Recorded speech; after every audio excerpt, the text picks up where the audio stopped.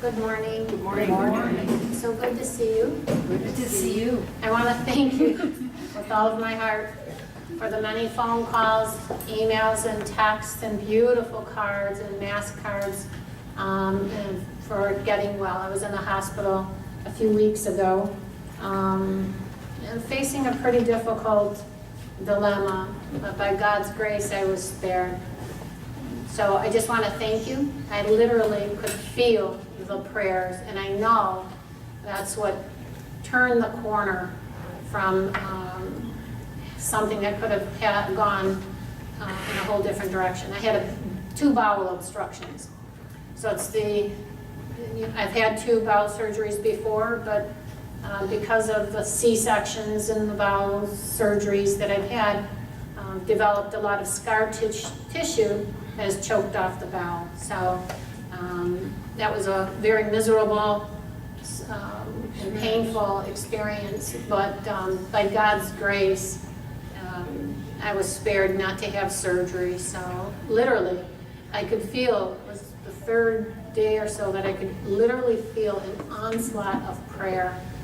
It was tangible. I don't even know how to express it, but it was tangible. Everybody was praying, and I could feel it, and it turned things around. So, and everything was borderline. It could have gone the other way so easily. Teams of surgeons were coming in and saying, it's borderline. It could go either way, Catherine. It's just, everything's in God's hands. So that's the best place to have it. I thought of many of our prayer ministers and members that have gone through some pretty difficult things, illnesses and such, and they just gave me the courage and strength to continue to press on. I did ask the Lord in my prayer to let the cup pass. I have so much, ahead of us here, right? We're on the threshold of so many beautiful things in this ministry. In that kind of a surgery, you're down for a while. It's a hard surgery.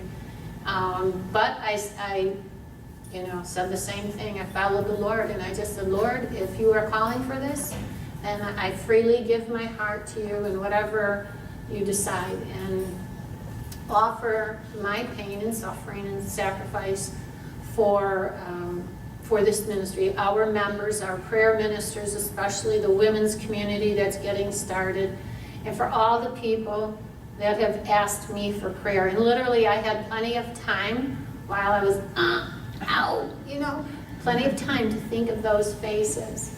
I prayed for Jessica. I prayed and offered for Jessica. I prayed and offered for our prayer ministers. Janice, you gave me such encouragement. I thought about you a lot and how much you've gone through. And I just thought, my God, if she can do that, so can I. And God just gave me the fortitude, just the grace. But I could feel the prayer, and I could feel when it happened, because at that point, there was just like this gentle waterfall, just grace, and just this turn that happened, and it changed the direction of the way things were going. So it's a life change that I have to make in some things, but it's nothing in comparison to what other people have gone through. So I just thank you with all of my heart, and it's really a shining example of our fragility, as Father said. When you least expect it, you just never know. And so I thank God for the many masses, the daily masses, the prayers, the chaplets, and the community here that supported me. And it's amazing how when one of us suffers, how we all suffer, how our heart hurts for each other in this community. Truly, that's mercy. So I was led to an entry in the diary of St. Faustina today that I want to share with you. Entry 1507 in Notebook 5. St. Faustina teaches, all grace flows from mercy, and the last hour abounds with mercy for us. Let no one doubt concerning God's goodness. Even if a person's sin were as dark as night, God's mercy is stronger than our misery.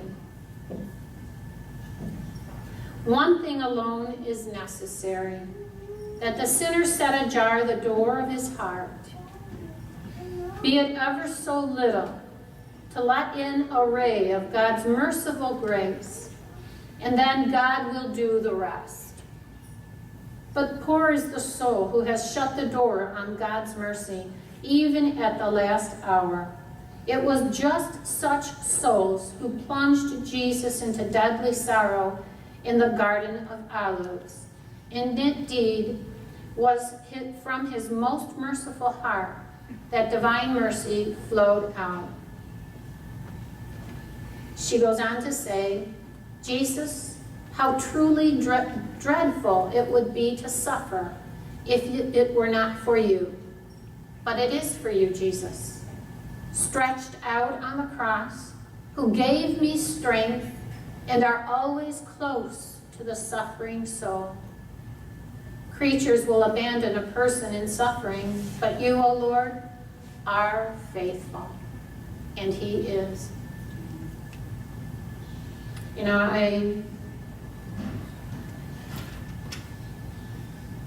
I have come to understand even more deeply, especially these last maybe 6 months. If you were privileged to be here when we had our mission of mercy, I shared with everyone that night how just before that I was on retreat. And in my retreat, there was just this time especially, as before the Blessed Sacrament in a beautiful chapel all by myself. And I could just feel the holiness of God in that chapel, just the presence of God, you know, those God moments. It's just the presence of God. And, you know, I was just overwhelmed with thoughts of, I don't pray enough. I fall short on so many things. I have so many good intentions to do this or to say that or to go there or to help with that. And you know, there's a meeting, there's a necessity here, or the family needs something, or you know, there's so many things that pull at us. But the desire is there. And sometimes I look at the hours that our prayer ministers and members spend here in this chapel, holy hours and such, and praying with people. And I'm headed for the next meeting, and I think, oh, I want to be in there and quiet and praying and whatever.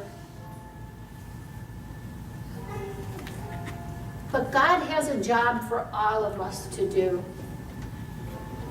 What God gave me clearly to understand was that even though I was trying to convince him that I wasn't good enough, Lord, I'm just not good enough. You know, I fall short on these things no matter how hard I try, and I pray for your grace, and I can see when you were elevating me, when you were lifting me, and I feel it, but my God, 2 minutes later I fall into the trap, you know, not realizing that was the trap. Because what Jesus said to me, and what I want you to walk away with today, as those people did on that night of the Mission of Mercy, Jesus said to me, but what if I say you are good?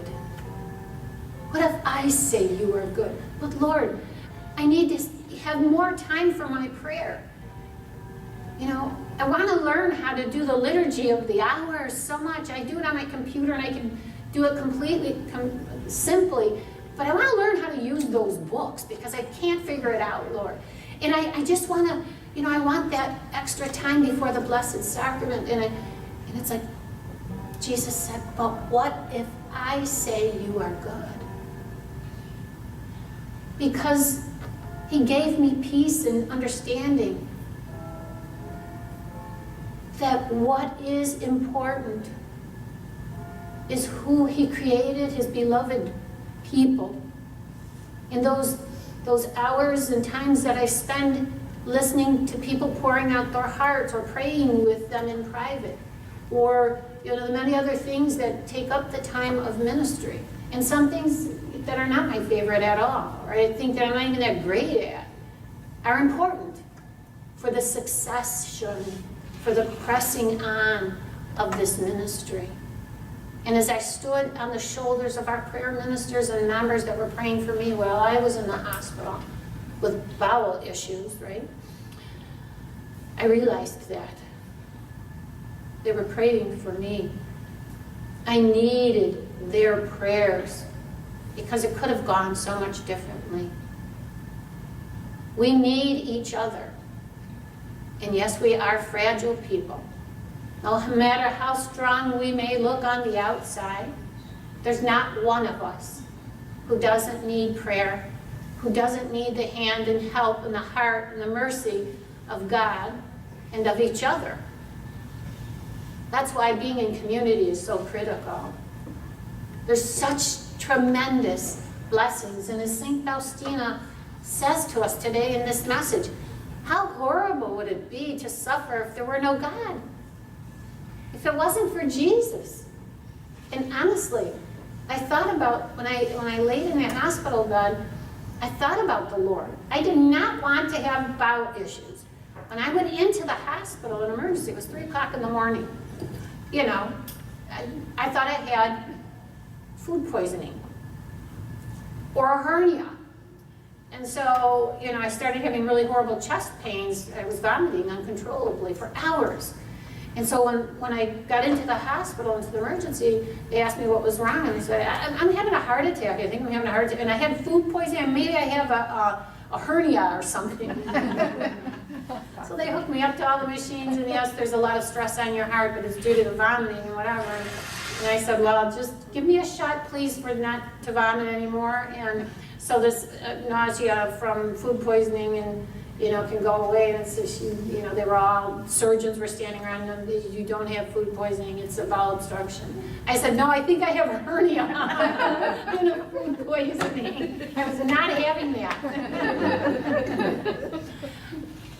But as God would have it. And so why did I suffer? You know, why did I go through those hours? And, you know, and you know, some things are just even stupid. You know, the NG tube that I had connected, there was something went wrong, and I tried to explain it to the nurse that it was plugged, you know, something was wrong with that. And she said, no, you know, you just need to get up and move a little bit, and you know, we'll disconnect things or whatever. I said, I don't mind doing that, I'm okay with doing that, but something's wrong with this machine. And she said, no, she insisted. And so finally my mom said to her, something's wrong with that darn machine. She's complaining and, you know, swelling up and blah, blah, blah. She's sleeping right now. But so the nurse, to appease my mother, disconnected everything and realized that, oh, they had a wrong connector in there. And so, yeah, I was just blowing up with air and stuff and pain. It was unbelievable. You know, some of those little things. And St. Faustina talks about that in the diary of when she went through things that were just stupid. You know, just trying to explain or how things were misunderstood. She was misunderstood. And I was reading in the diary earlier this morning too about this incident where Mother Superior told one of the sisters to go out to the front gate to do whatever, and it started to pour raining, you know, like crazy. And so Mother Superior said, well, no, don't you go, let Sister Faustina go and do that. You know, there's just these things sometimes, and we all go through those things in our life, right? We all suffer those dumb things, but you know, what I really came away with, truly, it's all about His mercy. It's everything to do with God's mercy. It's not about how much we do or what we would rather be doing or how good or better we wish we were, as long as we're trying, and as long as we offer up everything that we do to Him. Even if we say, let this cup pass, I only want to have food poisoning and not a bowel issue or whatever, let this cup pass. But we must follow that with your holy will. How do I know if, you know, if it wasn't knocking off the many years of purgatory of my time, or if it's some suffering that's needed for whatever the mind of God, for the intentions of the Immaculate Heart, of every soul that came into my prayer time while I was there. and our ministry. So it's over, it's past, and with each of these things that we go through in our life, these traumas, there are great golden nuggets to be had and to be learned. God doesn't waste these. It's humbling. I would like to say I had tonsillitis and that bowel issue, right? But whatever, it's what I suffer. And by God's grace, I was spared to have surgery. And so I know in my heart it is God's grace, and it is the power of praying people. It's all about mercy. It's all about our merciful God, and it's amazing. I don't understand it. It is truly incomprehensible, but it has absolutely nothing about our efforts. It's just about how God loves his people and how he wants us with him. And like St. Faustina teaches, if we only have a crack of our soul open to let that ray of God's love, that mercy come in, he takes up the balance of everything. He just wants to see that open door a little bit. Just thy will be done. And isn't that the highest level of trust? To say thy will be done, not mine. Okay, not food poisoning or hernia, if it has to be a bowel obstruction. Thy will be done. And that's where we got to get. That's what we have to really get to. That's why he had those words put on the bottom of that icon, that image of divine mercy. He wants us to trust him. He who loves us more than we could ever fathom. He that died on the cross for us so that we can be with him in heaven where there is no bowel obstructions or food poisoning or hernias or cancer or anything like that. But we're here on earth, and so we depend and we trust his mercy, and we count on the faithfulness of prayer from the beloved community that God has put in with us. So we thank God, and I thank God with all of my heart, and I thank you along with God with all of my heart. I couldn't do it without you. And I had such great peace while I was gone. We had, a prayer ministry continuing formation class that we've been waiting and preparing for. Wednesdays, getting ready to close at that time for summer vacation, all these things that tie down, and it's like, well, I just had an extended vacation. Whatever. God love you. God bless you in his mercy, his abundant mercy. And God bless your families, all of our families. If you would like prayer for healing, please remain seated. Our prayer ministers will come to you. Have a blessed day.